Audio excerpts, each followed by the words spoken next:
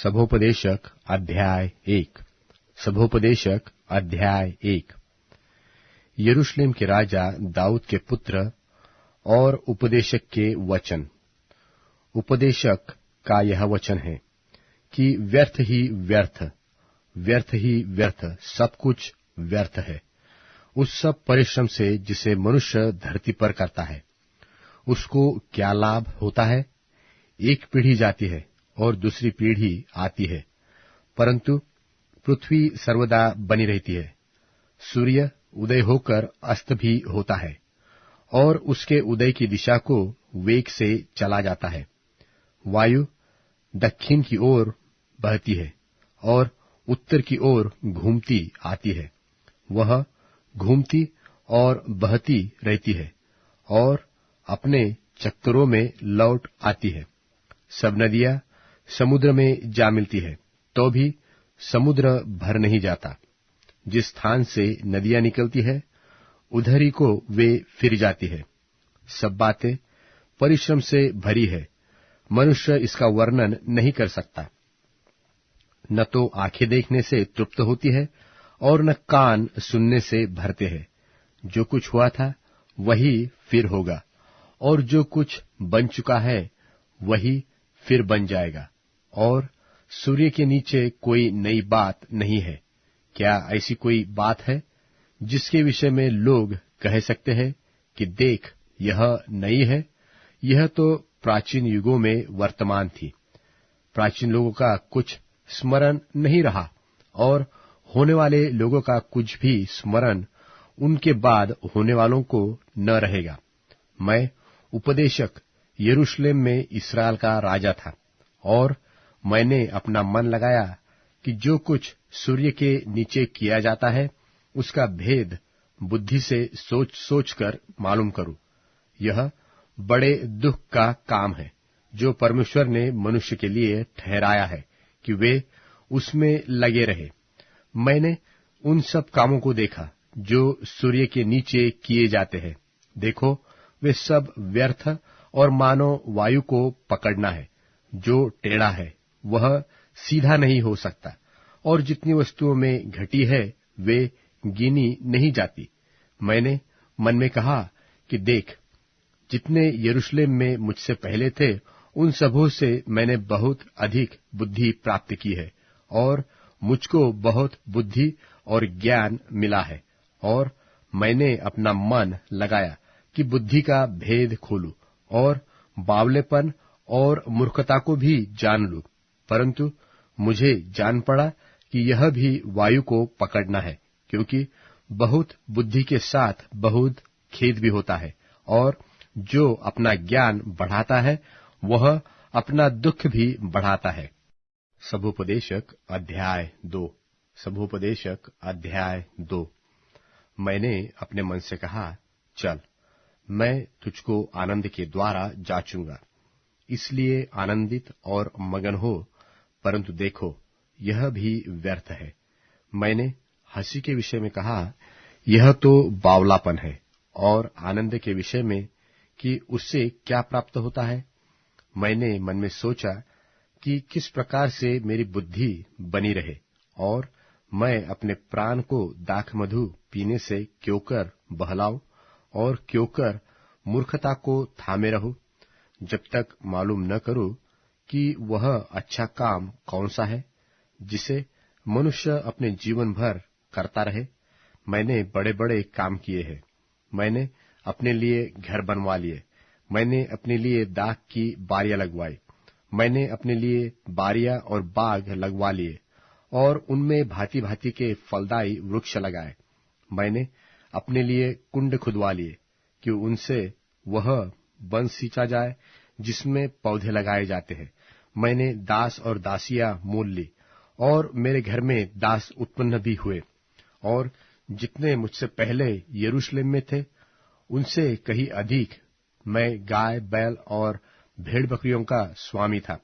मैंने चांदी और सोना भी और राजाओं और प्रांतों के बहुमूल्य पदार्थों का संग्रह किया।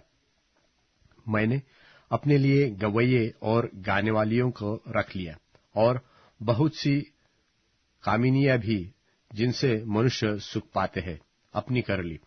इस प्रकार मैं अपने से पहले से सब यरूशलेम वासियों से अधिक महान और धनाढ्य हो गया, तो भी मेरी बुद्धि ठिकाने रही, और जितनी वस्तुओं के देखने की मुझे लालसा हुई, उन सबों को देखने से मैं न रुका। मैंने अपना मन किसी प्रकार का आनंद भोगने से न रोका, वरन मेरा मन मेरे सब परिश्रम के कारण आनंदित हुआ, और मेरे सब परिश्रम से मुझे यही भाग मिला। तब मैंने फिर से अपने हाथों के सब कामों को और अपने सब परिश्रम को देखा, तो क्या देखा कि सब कुछ व्यर्थ और वायु को पकड़ना है, और संसार में कोई लाभ नहीं। फिर मैंने अपने मन को फेरा कि बुद्धि और बावलेपन और मूर्खता के कार्यों को देखूं, कि जो मनुष्य राजा के पीछे आएगा वह क्या करेगा। केवल वही जो होता चला आया है। तब मैंने देखा कि उजियाला अंधियारे से जितना उत्तम है, उतना बुद्धि भी मूर्खता से उत्तम है। जो बुद्धिमान है उसके सिर में आंखें रहती है, परंतु मूर्ख अंधियारे में चलता है। तो भी मैंने जान लिया कि दोनों की दशा एक सी होती है। मैंने मन में कहा, जैसी मूर्ख की दशा होगी वैसी ही मेरी भी होगी। फिर मैं क्यों अधिक बुद्धिमान हुआ?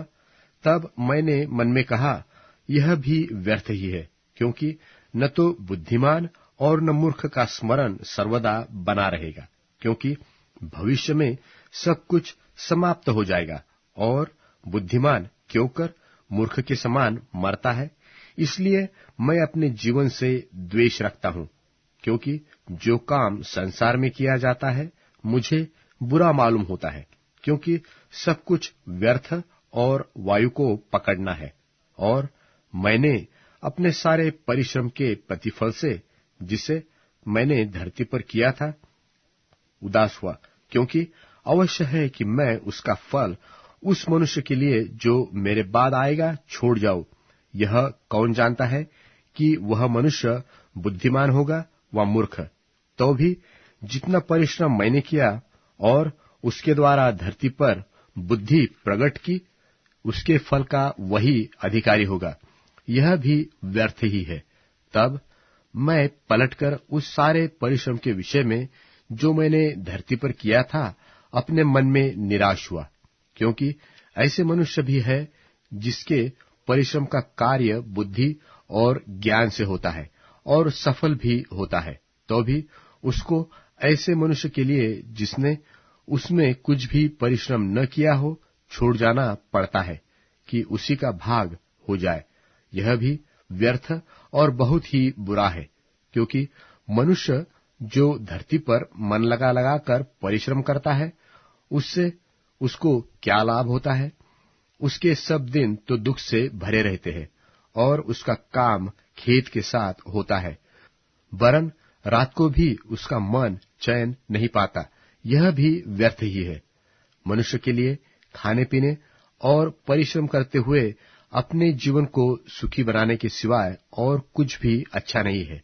मैंने इसको भी देखा कि यह भी परमेश्वर की ओर से मिलता है, क्योंकि खाने पीने और सुख भोगने में मुझसे अधिक समर्थ कौन है?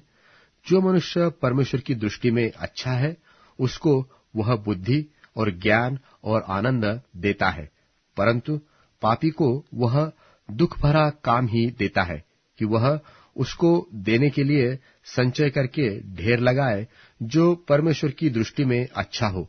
यह भी व्यर्थ और वायु को पकड़ना है। सबोपदेशक अध्याय 3। सबोपदेशक अध्याय 3। हर एक बात का एक अवसर और प्रत्येक काम का जो आकाश के नीचे होता है एक समय है।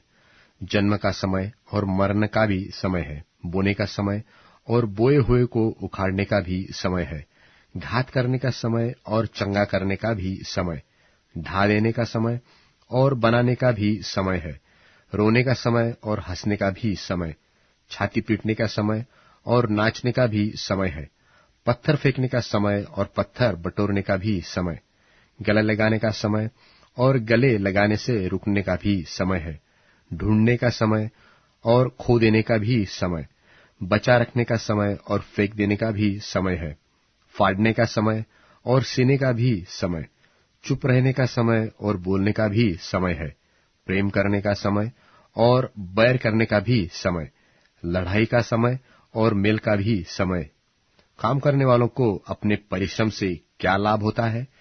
मैंने उस दुख भरे काम को देखा है जो परमेश्वर ने मनुष्य के लिए ठहराया है कि वे उसमें लगे रहे। उसने सब कुछ ऐसा बनाया कि अपने अपने समय पर वे सुंदर होते हैं। फिर उसने मनुष्य के मन में अनादि अनंत काल का ज्ञान उत्पन्न किया है। तो भी जो काम परमेश्वर ने किया है वह मनुष्य आदि से अंत तक बूझ नहीं सकता।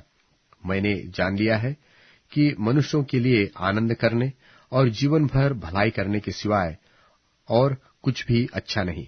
और फिर यह परमेश्वर का दान है कि सब मनुष्य खाए पिए और अपने अपने सब परिश्रम में सुखी रहे। मैंने यह भी जान लिया कि जो कुछ परमेश्वर करता है वह सदा स्थिर रहेगा, न तो उसमें कुछ बढ़ाया जाता है और न कुछ घटाया जाता है। और परमेश्वर इसलिए ऐसा करता है कि लोग उसका भय माने। जो कुछ हुआ वह इससे पहले भी हो चुका था, और जो होने वाला है वह हो भी चुका है, और परमेश्वर बीती हुई बात को फिर पूछता है। फिर मैंने संसार में क्या देखा कि न्याय के स्थान में दुष्टता होती है और धर्म के स्थान में दुष्टता होती है। मैंने मन में कहा कि परमेश्वर धर्मी और दुष्ट दोनों का न्याय करेगा, क्योंकि उसके यहाँ एक एक विषय और एक एक काम का समय है। मैंने मन में कहा कि यह तो मनुष्यों के कारण इसलिए होता है कि परमेश्वर उनको जांचे और वे देख सके कि हम पशु के समान हैं, क्योंकि जैसी मनुष्यों की वैसी ही पशुओं की भी दशा होती है। दोनों की वह दशा होती है, जैसे यह मरता है वैसे ही वह भी मरता है, और सबों का एक सा प्राण है। और मनुष्य पशु से कुछ बढ़कर नहीं, क्योंकि सब कुछ व्यर्थ ही है, सब एक स्थान में जाते हैं, सब मिट्टी से बने हैं और सब मिट्टी में फिर मिल जाते हैं। मनुष्यों का प्राण क्या ऊपर की ओर चढ़ता है और पशुओं का प्राण क्या नीचे की ओर जाकर मिट्टी में मिल जाता है, यह कौन जानता है? और मैंने देखा कि इससे अधिक कुछ अच्छा नहीं कि मनुष्य अपने कामों में आनंदित रहे, क्योंकि उसका भाग यही है, और उसके पीछे होने वाली बातों के देखने के लिए कौन उसको लौटा लाएगा? सबोपदेशक अध्याय 4। सबोपदेशक अध्याय 4।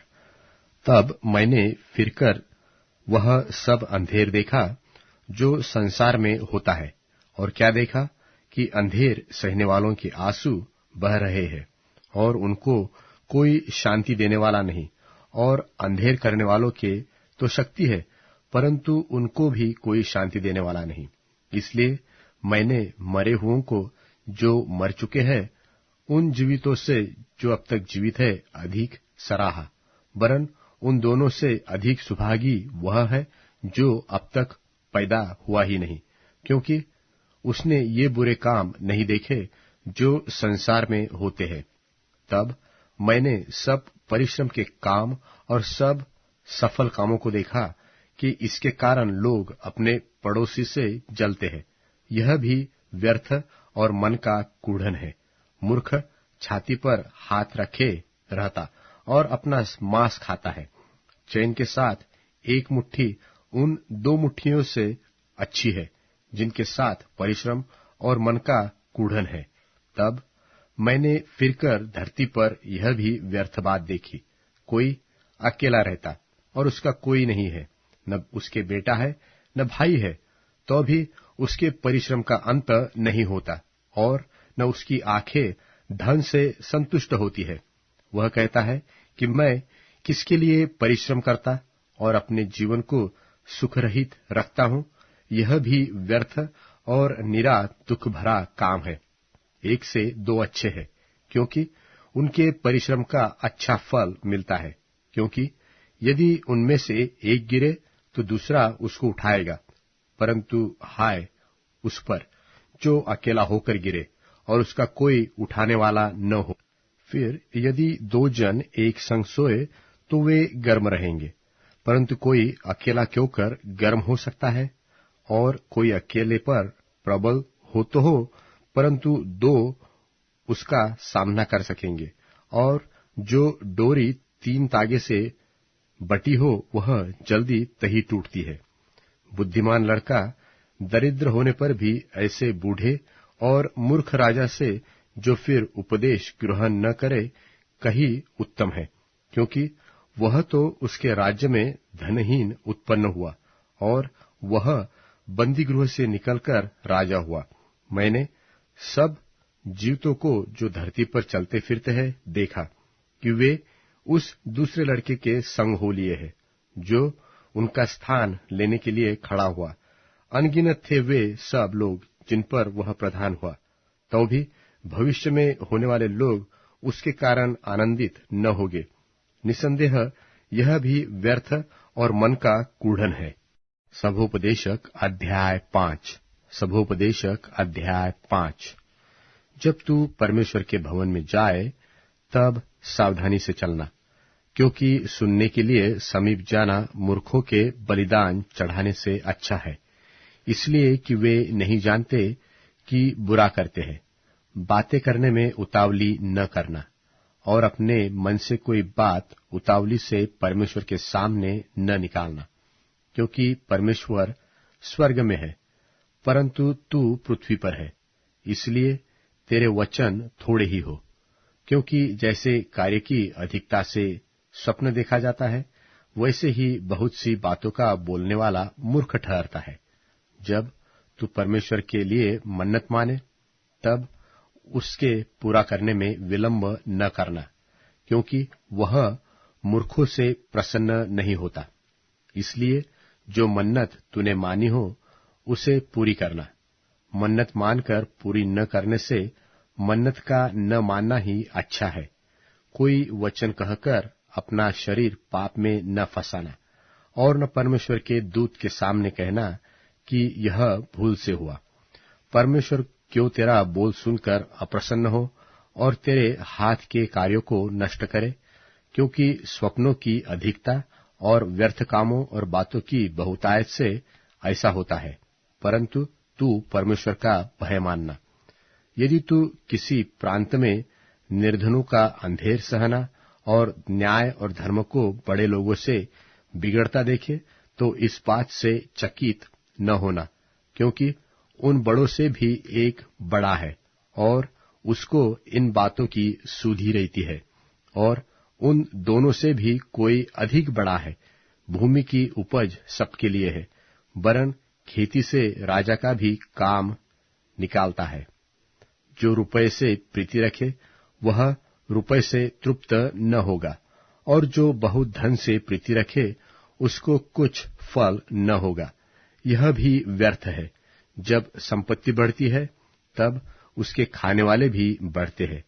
तब उसके स्वामी को इसे छोड़ और क्या लाभ हुआ कि उसने उस संपत्ति को अपनी आंखों से देखा है। परिश्रम करने वाला चाहे थोड़ा खाए चाहे बहुत, तो भी उसकी नींद सुखदायी होती है, परंतु धनी के धन के बढ़ने के कारण उसको नींद नहीं आती। एक बड़ी बुरी बला है जिसमें मैंने धरती पर देखी है, अर्थात वह धन जिसे उसका मालिक अपनी ही हानि के लिए रख छोड़ता है, और वह किसी बुरे काम में उड़ जाता है। और यदि उसके घर में बेटा उत्पन्न हो तो उसके हाथ में कुछ नहीं होता। जैसा वह माँ के पेट से निकला वैसा ही वह नंगा जैसा आया था लौट जाएगा, और अपने परिश्रम के बदले कुछ भी न पाएगा जिसे वह अपने हाथ में ले जाए। और यह भी एक बड़ी बला है कि जैसा वह आया ठीक वैसा ही वह जाएगा। फिर उसे उस व्यर्थ परिश्रम से क्या लाभ है? फिर वह जीवन भर बेचैनी में खाता है और बहुत ही दुखित और रोगी रहता है और क्रोध भी करता है। सुन, जो मैंने देखा है यह भली बात है, वरन अति सुंदर है कि मनुष्य खाए और पिए और अपने परिश्रम से जो वह धरती पर करता है, अपनी सारी आयु भर जिससे परमेश्वर ने उसे दी है, सुखी रहे, क्योंकि उसका भाग यही है। वरन जिस किसी मनुष्य को परमेश्वर ने धन संपत्ति दी हो और उसे आनंद भोगने और उसमें से अपना भाग लेने और परिश्रम करते हुए आनंद करने की शक्ति भी दी हो, तो यह परमेश्वर का वरदान है, क्योंकि इस जीवन के दिन उसको बहुत स्मरण न रहेंगे और परमेश्वर उसकी सुन सुनकर उसके मन को आनंदित करता है। सबोपदेशक अध्याय 6। सबोपदेशक अध्याय 6। एक बुराई है जो मैंने धरती पर देखी है, वह मनुष्य को बहुत दबाए रखती है। अर्थात किसी मनुष्य को परमेश्वर धन संपत्ति और प्रतिष्ठा यहां तक देता है कि जो कुछ उसका मन चाहता है उसमें से कुछ भी नहीं घटता, तो भी परमेश्वर उसको उनमें से खाने नहीं देता, कोई दूसरा ही उसे खाता है। यह व्यर्थ और भयानक रोग है। यदि किसी पुरुष के 100 पुत्र हो और वह बहुत वर्ष जीवित रहे और उसकी आयु बढ़ जाए, परंतु उसका प्राण प्रसन्न न रहे और न उसकी अंतिम क्रिया की जाए, तो मैं कहता हूं कि ऐसे मनुष्य से अधूरे समय का जन्मा हुआ बच्चा उत्तम है, क्योंकि वह व्यर्थ ही आया और अंधेरे में चला गया और उसका नाम अंधेरे में छिपा रहता है और सूर्य को भी न देखा, न किसी चीज को जानने पाया। इसलिए इसको उस मनुष्य से अधिक चैन मिला। हाँ, चाहे वह 2000 वर्ष जीवित रहे और कुछ सुख भोगने न पाए, तो उसे क्या सब के सब एक ही स्थान में नहीं जाते? मनुष्य का सारा परिश्रम उसके पेट के लिए होता है, तो भी उसका मन नहीं भरता। जो बुद्धिमान है वह मूर्ख से किस बात में बढ़कर है, और दीन जन जो यह जानता है कि इस जीवन में किस प्रकार से चलना चाहिए, वह भी उससे किस बात में बढ़कर है। आंखों से देख लेना मन की चंचलता से उत्तम है, यह भी व्यर्थ और मन का कूढ़न है। जो कुछ हुआ है उसका नाम युग के आरंभ से रखा गया है, और यह प्रगट है कि वह आदमी है, और न वह उससे जो उससे अधिक शक्तिमान है झगड़ा कर सकता है। बहुत सी ऐसी बातें हैं जिनके कारण जीवन और भी व्यर्थ होता है, तो फिर मनुष्य को क्या लाभ? क्योंकि कौन जानता है कि मनुष्य के व्यर्थ जीवन के सब दिनों में जो वह परछाई की नाई बिताता है उसके लिए क्या अच्छा है? क्योंकि मनुष्य को कौन बता सकता है कि उसके बाद दुनिया में क्या होगा? सबोपदेशक अध्याय 7। सबोपदेशक अध्याय 7। अच्छा नाम अनमोल इत्र से और मृत्यु का दिन जन्म के दिन से उत्तम है। जेवनार के घर जाने से शोक के घर जाना उत्तम है, क्योंकि सब मनुष्यों के लिए अंत में मृत्यु का शोक यही है। और जो जीवित है वह मन लगाकर इस पर सोचेगा। खेद हंसी से उत्तम है, क्योंकि जब मुंह पर शोक छा जाता है तब मन सुधरता है। बुद्धिमानों का मन शोक करने वालों की घर की ओर लगा रहता है, परंतु मूर्खों का मन आनंद के घर लगा रहता है। मूर्खों के गीत सुनने से बुद्धिमान की घुड़की सुनना उत्तम है, क्योंकि मूर्ख की हंसी हांडी के नीचे जलते हुए कांटों की चरचराहट के समान होती है, यह भी व्यर्थ है। निश्चय अंधेर में पड़ने से बुद्धिमान बावला हो जाता है, और घूस लेने से बुद्धि नाश होती है। किसी काम के आरंभ से उसका अंत उत्तम है, और धीरजवंत पुरुष गर्वी से उत्तम है। अपने मन में उतावली करके न क्रोधित हो, क्योंकि क्रोध मूर्खों ही के हृदय से आता है। तू न कहना कि इसका क्या कारण है कि बीते दिन इनसे उत्तम थे, क्योंकि यह तू बुद्धिमानी से नहीं पूछता। बुद्धि बपौती के समान है, वरन जीवतों के लिए उससे श्रेष्ठ है, क्योंकि बुद्धि आड़ का काम देती है, रुपया भी आड़ का काम देता है, परंतु ज्ञान की यह श्रेष्ठता है कि बुद्धि से उसके रखने वालों के जीवन की रक्षा होती है। परमेश्वर के काम पर दृष्टि कर। जिस वस्तु को उसने टेढ़ी किया हो, उसे कौन सीधी कर सकता है? सुख के दिन सुख मान और दुख के दिन सोच, क्योंकि परमेश्वर ने दोनों को एक ही संग रखा है, जिससे मनुष्य अपने बाद होने वाली किसी बात को न बूझ सके। मैंने अपने व्यर्थ दिनों में यह सब कुछ देखा है। कोई धर्मी होता है जो अपने धर्म का काम करते हुए नाश हो जाता है, और दुष्ट बुराई करते हुए दीर्घायु होता है। असीमित धर्मी न बन और न अपने को अधिक बुद्धिमान बना। तू क्यों अपने ही नाश का कारण हो? अत्यंत दुष्ट भी न बन और न मूर्ख हो। तू अपने समय से पहले क्यों मरे? यह अच्छा है कि तू इस बात को पकड़े रहे और उस बात पर से ही हाथ न उठाए, क्योंकि जो परमेश्वर का भय मानता है वह इन सब कठिनाइयों से पार हो जाएगा। बुद्धि ही से नगर के 10 हाकिमों की अपेक्षा बुद्धिमान को अधिक सामर्थ्य प्राप्त होता है। निसंदेह पृथ्वी पर कोई ऐसा धर्मी मनुष्य नहीं जो भलाई ही करे और भूल न करे। फिर जितनी बातें कही जाए सब पर कान लगाना। ऐसा न हो कि तू सुने कि तेरा दास तुझी को शाप देता है, क्योंकि तू आप जानता है कि तूने भी बहुत बैर औरों को शाप दिया है। यह सब मैंने बुद्धि से जांच लिया है। मैंने कहा, मैं बुद्धिमान हो जाऊंगा, परंतु यह मुझसे दूर रहा। वह जो दूर और अत्यंत गहरा है, उसका भेद कौन पा सकता है? मैं अपना मन लगाता हुआ फिरता रहा कि बुद्धि के विषय में जान लूं, उसका भेद जानूं और खोज निकालूं, और यह भी जान लूं कि दुष्टता नीरी मूर्खता है और मूर्खता नीरा बावलापन है। और मैंने मृत्यु से भी अधिक दुखदायी एक वस्तु पाई, अर्थात वह स्त्री जिसका मन फंदा और जाल है और जिसके हाथ हथकड़ियां है। जिस पुरुष से परमेश्वर प्रसन्न है वही उससे बचेगा, परंतु पापी उसका शिकार होगा। देख, उपदेशक कहता है कि मैंने ज्ञान के लिए अलग अलग बातें मिलाकर जांची और यह बात निकाली जिसे मेरा मन अब तक ढूंढ रहा है, परंतु नहीं पाया। अर्थात 1000 में से मैंने एक पुरुष को पाया, परंतु उनमें एक भी स्त्री नहीं पाई।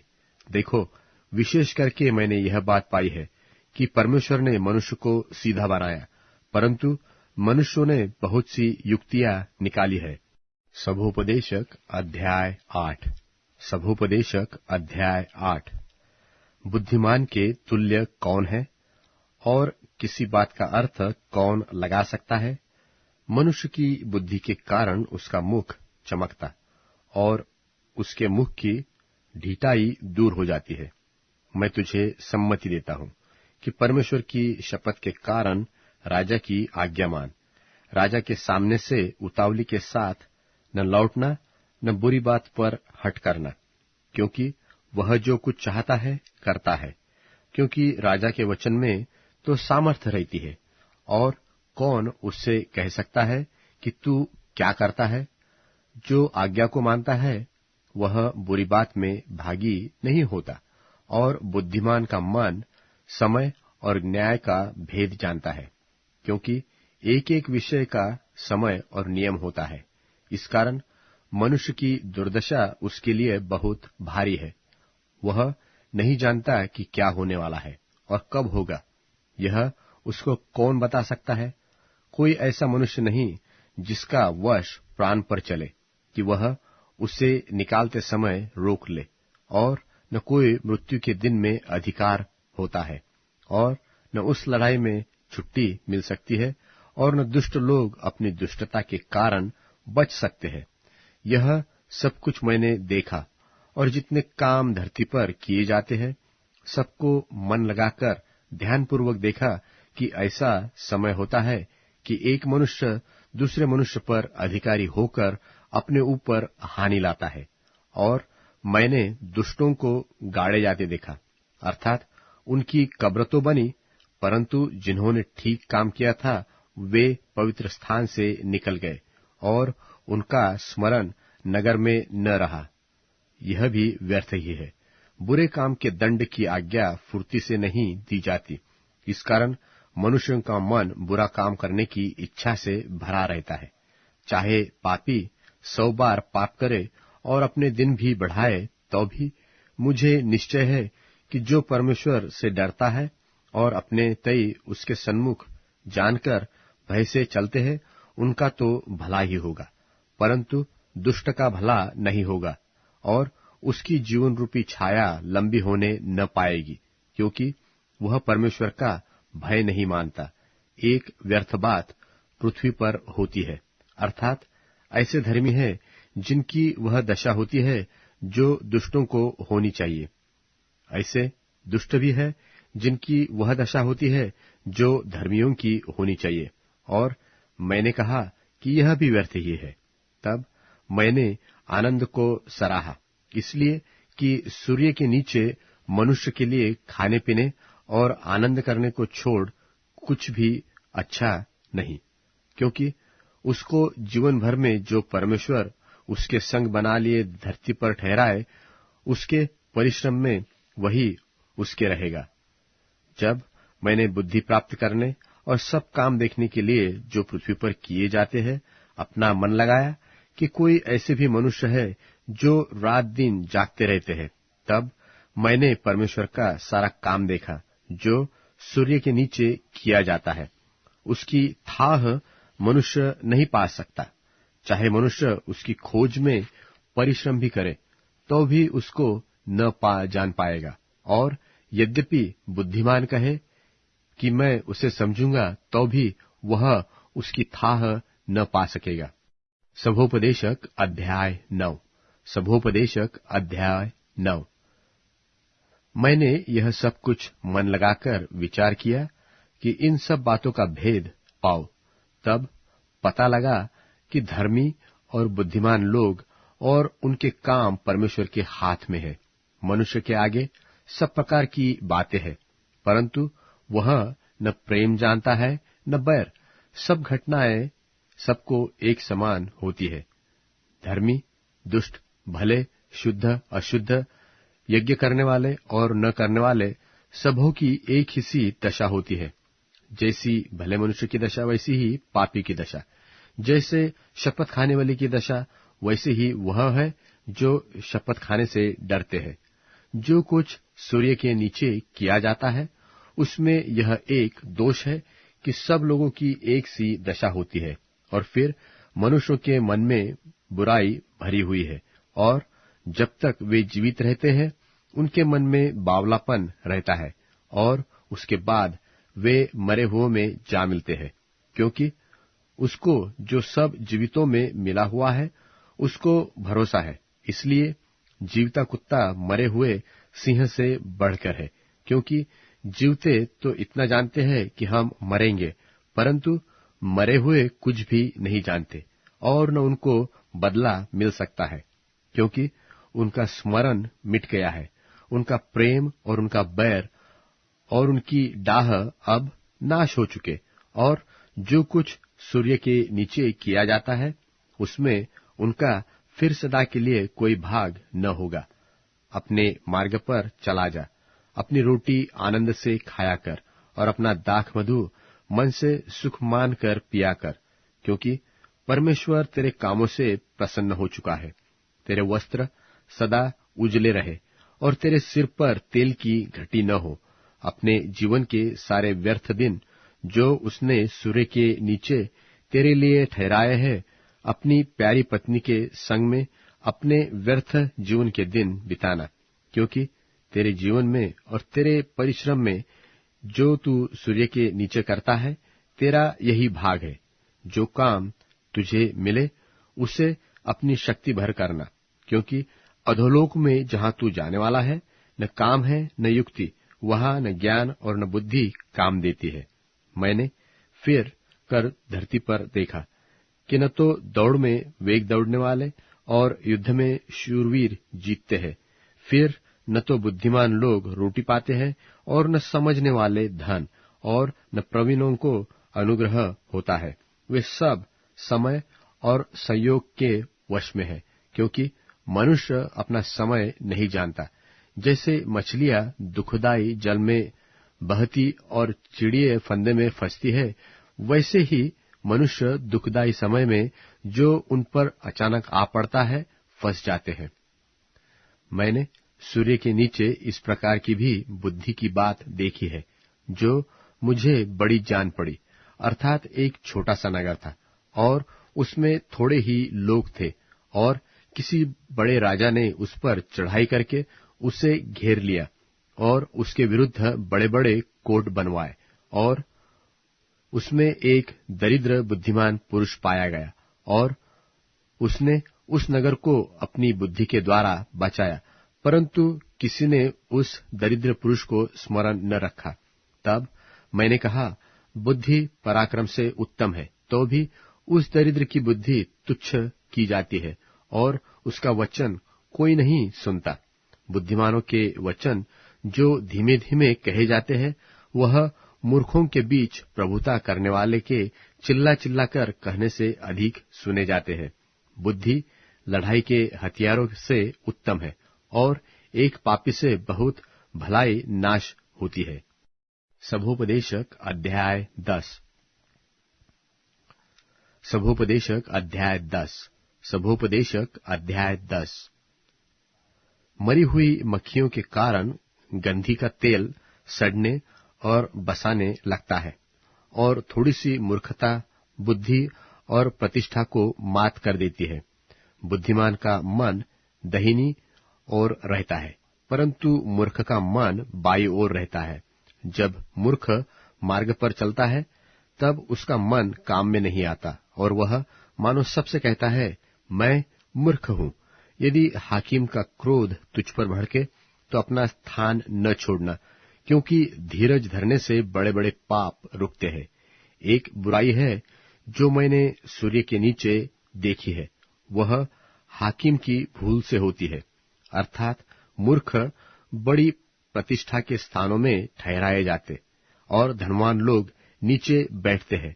मैंने दासों को घोड़े पर चढ़े और रईसों को दासों की नाई भूमि पर चलते हुए देखा है। जो गड्ढा खोदे वह उसमें गिरेगा, और जो बाड़ा तोड़े उसको सर्प डसेगा। जो पत्थर उठाए वह उनसे घायल होगा, और जो लकड़ी काटे उसी से कटने का डर होगा। यदि कुल्हाड़ा थोथा हो और मनुष्य उसकी धार को पैनी न करे, तब तो अधिक बल लगाना पड़ेगा, परंतु काम चलाने के लिए बुद्धि से लाभ होता है। यदि मंत्र से पहले सर्प डसे, तो मंत्र पढ़ने वाले को कुछ भी लाभ नहीं। बुद्धिमान के वचनों के कारण अनुग्रह होता है, परंतु मूर्ख अपने वचनों के द्वारा नाश होते हैं। उनकी बात आरंभ में मूर्खता की और अंत में दुखदाई बावलेपन की होती है। मूर्ख बहुत बातें बोलता है, तो भी कोई मनुष्य नहीं जानता कि क्या होगा और उसके बाद क्या होने वाला है। वह कौन उसे बता सकता है?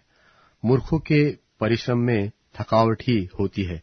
वह नहीं जानता कि नगर को कैसे जाए। हे देश, तुझ पर हाय कि तेरा राजा लड़का है और तेरे हाकिम प्रातःकाल में भोजन करते हैं। देश, तू धन्य है कि तेरा राजा कुलीन का पुत्र है और तेरे हाकिम समय पर भोजन करते हैं, और यह भी मतवाले होने को नहीं, वरन बल चढ़ाने के लिए। आलस्य के कारण छत की कड़ियां दब जाती है और हाथों की सुस्ती के कारण घर टपकता है। भोज हंसी खुशी के लिए किया जाता है और दाख मधु से जीवन को आनंद मिलता है और रुपयों से सब कुछ प्राप्त होता है। राजा को मन ही मन भी शाप न देना और न धनवान को अपने शयन की कोठरी में शाप देना, क्योंकि कोई आकाश का पक्षी तेरे वचन को ले जाएगा और कोई उड़ने वाला जंतु उस बात को प्रकट करेगा। सभोपदेशक अध्याय 11। सभोपदेशक अध्याय 11। अपनी रोटी जल के ऊपर डाल दे, क्योंकि बहुत दिन के बाद तू उसे फिर पाएगा। 7 वरन 8 जनों को भी भाग दे, क्योंकि तू नहीं जानता कि पृथ्वी पर क्या विपत्ति आ पड़ेगी। जब बादल जल भर जाते हैं, तब उनको भूमि पर उंडेल देते हैं, और वृक्ष चाहे दक्षिण की ओर गिरे चाहे उत्तर की ओर, तो भी जिस स्थान पर वृक्ष गिरेगा वही पड़ा रहेगा। जो वायु की सुधि रखेगा वह बीज बोने न पाएगा, और जो बादलों को देखता रहेगा वह लवने न पाएगा, क्योंकि तू नहीं जानता कि वायु के चलने का क्या मार्ग होगा, और गर्भवती के पेट में हड्डियां किस रीति से बढ़ती है। वैसे ही परमेश्वर जो सब कुछ करता है, उसके काम की पूरी रीति तू नहीं जानता। भोर को अपना बीज बो, और सांझ को भी अपना हाथ न रोक, क्योंकि तू नहीं जानता कि कौन सुफल होगा, चाहे यह चाहे वह दोनों के दोनों अच्छे काम निकलेंगे। उजियाला मन भावना होता है, और धूप के देखने से आंखों को सुख होता है। यदि मनुष्य बहुत वर्ष जीवित रहे तो उन सबों में आनंदित तो रहे, परंतु अंधियारे के दिनों की भी सुधि रखे, क्योंकि वे बहुत होंगे। जो कुछ होने वाला है वह व्यर्थ है। हे जवान, अपनी जवानी में आनंद कर, और अपनी जवानी के दिनों में मगन रह, और अपनी मनमानी चाल चल, और अपनी आंखों की दृष्टि से अनुसार चल, परंतु यह जान रख कि इन सब बातों के विषय परमेश्वर तेरा न्याय करेगा। इसलिए अपने मन से खेद और अपनी देह से दुख दूर कर, क्योंकि लड़कपन और जवानी दोनों व्यर्थ है। सभोपदेशक अध्याय 12। सभोपदेशक अध्याय 12। अपनी जवानी के दिनों में अपने सृजनहार को स्मरण रख, कि अब तक विपत्ति के दिन और वे वर्ष नहीं आए जिनमें तू कहेगा कि मेरा मन इनमें नहीं लगता। तब सूर्य और प्रकाश और चंद्रमा और तारागण अंधेरे हो जाएंगे, और वर्षा होने के बाद बादल फिर घिराएंगे। उस समय घर के पहरुए कांपेंगे और बलवंत झुकेंगे, और पिसनहारियां थोड़ी ही रहने के कारण काम छोड़ देगी, और झरोखों में से देखने वालियां अंधी हो जाएगी, और सड़क की ओर के किवाड़ बंद होंगे, और चक्की पीसने का शब्द धीमा होगा, और तड़के चिड़िया बोलते ही नींद खुलेगी, और सब गाने वालियों का शब्द धीमा हो जाएगा। फिर जो ऊंचा हो उससे भय खाया जाएगा, और मार्ग में डरावनी वस्तुएं मानी जाएगी, और बादाम का पेड़ फूलेगा, और टिड्डी भी भारी लगेगी, और भूख बढ़ाने वाला फल फिर काम न देगा, क्योंकि मनुष्य अपने सदा के घर को जाने पर होगा, और रोने पीटने वाले सड़क सड़क फिरेंगे। उस समय चांदी का तार 2 टुकड़े हो जाएगा, और सोने का कटोरा टूटेगा, और सोते के पास घड़ा फूटेगा, और कुंड के पास रहट टूट जाएगा। तब मिट्टी जो की त्यों मिट्टी में मिल जाएगी, और आत्मा परमेश्वर के पास जिसने उसे दिया लौट जाएगी। उपदेशक कहता है कि सब व्यर्थ ही व्यर्थ, सब कुछ व्यर्थ है। और फिर उपदेशक जो बुद्धिमान था, इसलिए वह प्रजा को ज्ञान सिखाता रहा, और कान लगाकर और पूछ-पाछ करके बहुत से नीति वचन क्रम से रखता था। उपदेशक मन भावनी बातें खोजकर निकालता था, और ये बातें सच्ची है जो सिधाई से लिखी गई है। बुद्धिमानों के वचन पैनों के समान होते हैं, और सभाओं के प्रधानों की बात गाड़ी हुई कीलों के सरीखी है, क्योंकि एक ही चरवाहे की ओर से मिलती है। और फिर हे मेरे पुत्र, चौकसी इन्हीं से सीख। बहुत पुस्तकों की रचना का अंत नहीं होता, और बहुत पढ़ना देह को थका देता है। सब कुछ सुना गया।